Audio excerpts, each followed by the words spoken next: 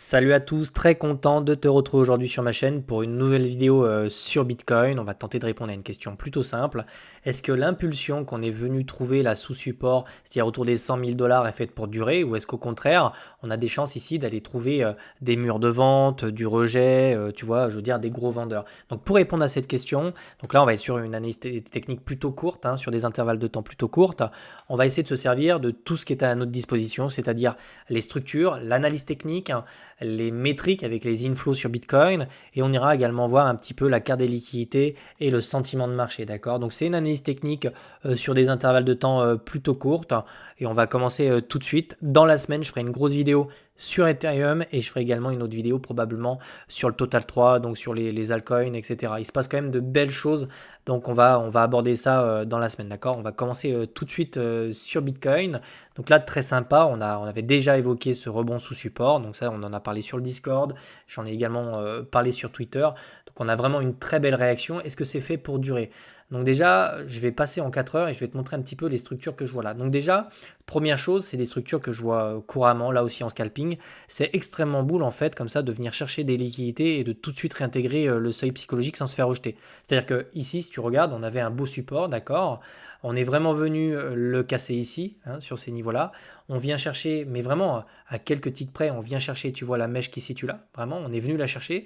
On a une prise de liquidité qui se fait ici, et ensuite très rapidement, on vient réintégrer le support qui se situe là, d'accord?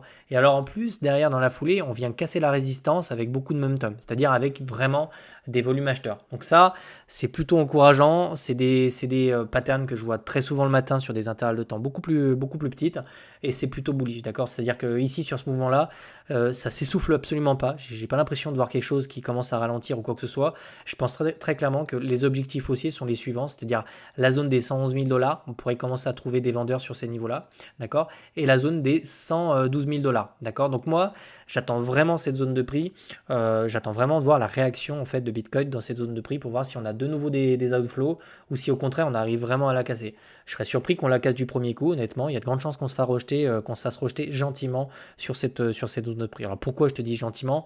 Il y a des gros rejets, il y a des petits rejets. S'il y a des petits rejets, ça veut dire qu'en fait, on va se retrouver en fait dans une zone de prix comme ça. On va osciller entre les 112 000 dollars et les 100 000 dollars. Donc on se retrouverait dans un énorme range avec éventuellement des structures de continuation, etc. C'est-à-dire on pourrait très bien venir chercher cette zone de prix, se faire un petit peu rejeter comme ça, et ensuite on voit, soit on essaie de la recasser, soit derrière on peut dégueuler et revenir chercher les niveaux qui sont là. Ça, moi je vois pas l'avenir, c'est vraiment les niveaux qui vont se situer là. Ça va être surtout de voir la pression vendeuse ou non qu'on a sur autour des 112 000 dollars, d'accord?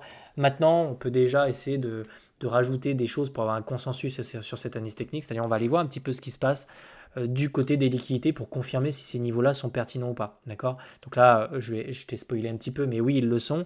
Je ne sais pas si je peux zoomer, mais en fait, tu vois sur ces deux niveaux, c'est vraiment les deux résistances que je t'ai tracées. Donc on voit qu'ici, autour des 110 000 dollars, c'est très clair. Ça veut dire qu'en fait, on a beaucoup de liquidités, donc c'est des shorteurs notamment, qui ont des seuils de liquidation sur ces niveaux-là. D'accord? Donc si on vient déclencher ces ordres-là, on pourrait naturellement en fait venir accélérer pour venir chercher en fait les 112 000 dollars. D'accord? Donc c'est vraiment très très clair et ça s'étend vraiment quasiment jusqu'à 112 000 dollars. 112 849, d'accord? Pour être précis. Après il nous en reste encore un petit peu, mais des fois on va pas complètement les chercher. Donc déjà, tu peux déjà te dire que sur les prochains jours, c'est pas délirant d'envisager un retour autour des 112 000 dollars dans un premier temps. Ensuite, on verra si on se fait rejeter. Ensuite, on verra le sentiment de marché. D'accord? On voit que sur Bitcoin, donc là, c'est la carte des ETF, parce que là aussi, ça peut jouer également sur le spot. On a quand même pas mal d'outflows qui se sont faits autour des niveaux des 110 000, 112 000. Donc c'est ça que j'ai envie de voir. C'est est-ce que sur ces niveaux-là, on va rencontrer de nouveau de l'outflow? Parce que là, tu vois, par exemple, la journée du 9 juin, on va probablement avoir des inflows. Vu la gueule de la charte, il y a de grandes chances qu'on ait des inflows. Mais on va de nouveau se retrouver très rapidement autour des 112 000 et c'est là qu'on a rencontré des outflows. Donc moi, en fait, pour spéculer, déjà, on peut anticiper très largement un retour dans cette zone. Je pense que c'est vraiment quelque chose qu'on va faire dans les prochaines heures, les prochains jours. Mais ensuite, on verra vraiment ce qui va se passer sur les ETF pour vraiment avoir une bonne direction. Est-ce qu'on casse ou est-ce qu'au contraire, on retrace et on est de nouveau dans une pattern de continuation? C'est un pattern de continuation qui ressemble beaucoup à Ether, c'est-à-dire on oscille entre deux bornes, tu vois, le haut et le bas, d'accord? Donc ça, c'est une possibilité assez forte qu'on a également sur Bitcoin, en revanche. Donc, les produits dérivés, donc c'est-à-dire les contrats perpétuels sur lesquels tu peux prendre du levier. Là, c'est très intéressant, c'est qu'on commence à avoir pas mal de positions qui s'ouvrent ici, avec un funding plutôt négatif. Donc ça aussi, ça va dans le sens d'une continuation haussière de ce mouvement-là. C'est-à-dire que vraiment, les probabilités qu'on revienne chercher les résistances excuse-moi, très souvent les traits sont un peu dégueulasses, mais la résistance qui se situe là, la résistance qui se situe là, donc en gros ces deux bornes, est assez forte, d'accord? Parce que franchement, rencontrer un funding négatif alors qu'on est sur les 108 000 $, ça nous montre que les acheteurs n'y croient pas, enfin les acheteurs n'y croient pas trop tellement, tu vois, ils coupent leur position, ils passent en short assez rapidement.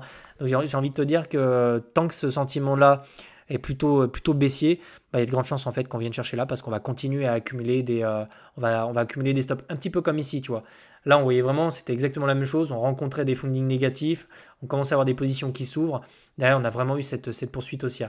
Donc, quand tu as un funding qui est négatif, souvent derrière, tu as quand même une poursuite du mouvement. Donc ici, j'ai envie de te dire, l'objectif il se situe clairement entre 110 000 et 112 000. Ensuite, ensuite on verra en fonction du net flow en fait sur les ETF, d'accord. Donc là, on a déjà un bon topo sur ce qui peut se passer dans les prochaines heures.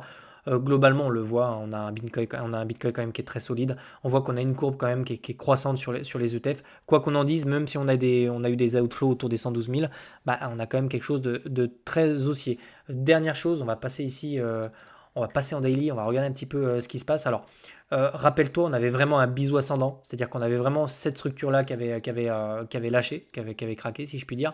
On a eu une partie de ce mouvement-là, on est venu le corriger, on est revenu chercher une moyenne mobile, petite moyenne mobile 40 que je mets là, qui me permet de savoir si on est toujours sur une tendance haussière ou non.